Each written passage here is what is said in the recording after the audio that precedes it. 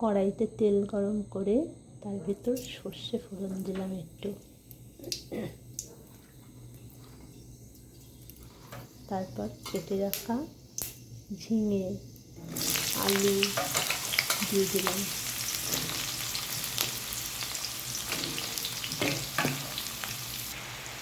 ঝিঙে আলু পুরোটা দিয়ে নুন আর হলুদও দিয়ে দিয়েছি।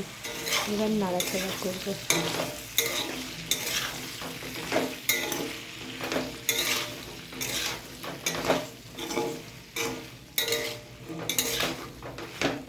একটু নেড়ে নিয়ে এবার আমি ঢাকা দিয়ে দেব। এবার ঢাকনাটা তুলে নিয়ে একটু ধনের গুঁড়ো, একটু জিরের গুঁড়ো আমি দিয়ে দিলাম। দিয়ে এবার এই গুঁড়ো মশলাটাকে ফ্রাই করা তরকারির সঙ্গে আমি মিশিয়ে দেবো।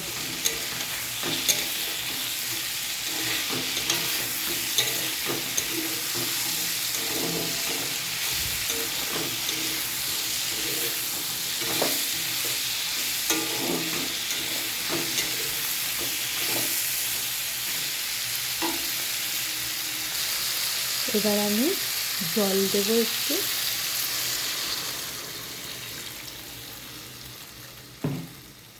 একটু নেড়ে দিয়ে তরকারিটাকে আবার ঢাকা দিয়ে দেব।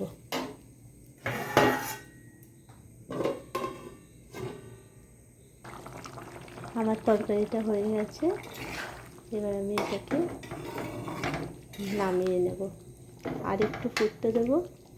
ফুটতে দিয়ে আমি এটাকে নামিয়ে নেব।